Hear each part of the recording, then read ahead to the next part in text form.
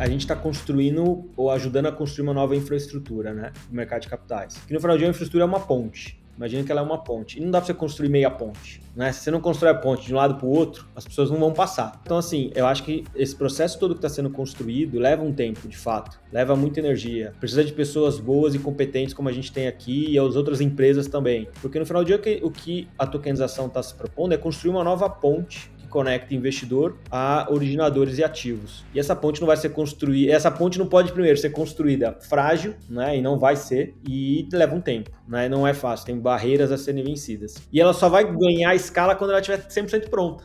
Uma ponte, o fluxo de carro só passa quando ela está pronta total. O Alexandre Freitas também da OT, eu gosto de citar porque tem muita gente construindo isso, não é só ali, que não é só quem está aqui no podcast, e o Freitas sempre fala assim, ó, a gente está construindo uma ponte e ainda com um tráfego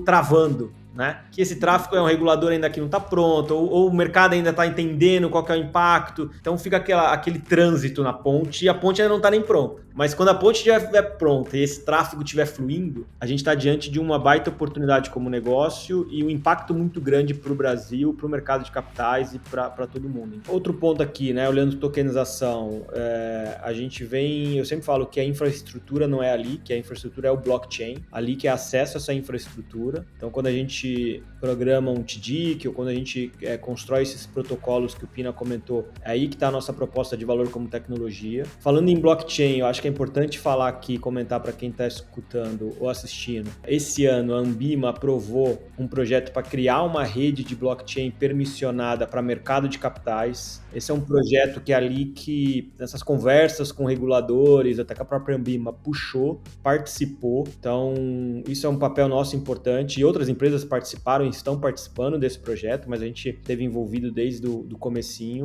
E é um projeto super relevante para que tudo isso que a gente está falando aconteça aí nos próximos anos.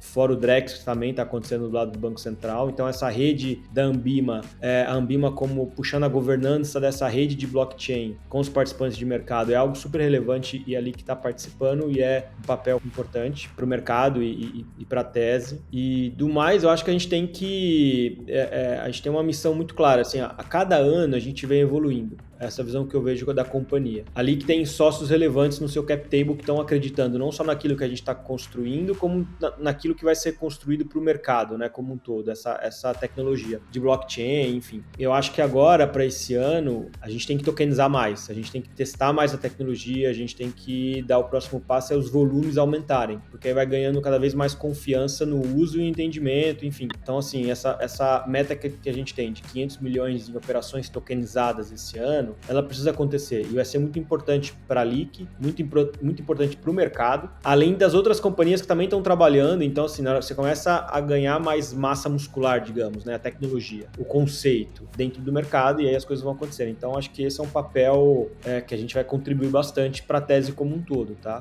Olhando o Drex Banco Central, né, que a gente não está em nenhum consórcio hoje, mas a gente está muito próximo do Banco Central, o TDIC, o Banco Central, eu não sei te dizer quantas vezes, mas mais de 5, 6 vezes fácil. Ano passado nós fizemos reuniões com vários diretores do Banco Central para entender o protocolo, entender a tecnologia, porque o que a LIC está construindo são protocolos que vão dar uso ao Drex. Então, a gente talvez hoje não está olhando tanto em ajudar a construção do Drex, porque tem empresas competentes lá dentro, tem o próprio Banco Central, mas a gente está construindo o outro lado, que é o que vai dar uso ao Drex, que são esses protocolos. Então, a gente não deixa de estar próximo da agenda, porque é super relevante, mas a gente está construindo o uso dessa tecnologia ali, né? Então, com muito foco no mercado de capitais. Ou seja, eu lembro muito que meu discurso no começo da LIC era tentar encontrar um gray zone, uma área cinzenta, para a gente começar a testar a tecnologia. E hoje eu já falo muito menos dessa área cinzenta, e hoje a gente já começa a encontrar caminhos regulatórios que a gente já tem para poder usar a tecnologia e usar a tokenização dentro do mercado de capitais. Isso em 21 não tinha nada claro, nem as conversas com os reguladores, né, como a gente tem hoje com a CVM e Banco Central, muito menos os caminhos, seja ele um caminho ainda provisório ou um caminho mais correto ali, no sentido de já estar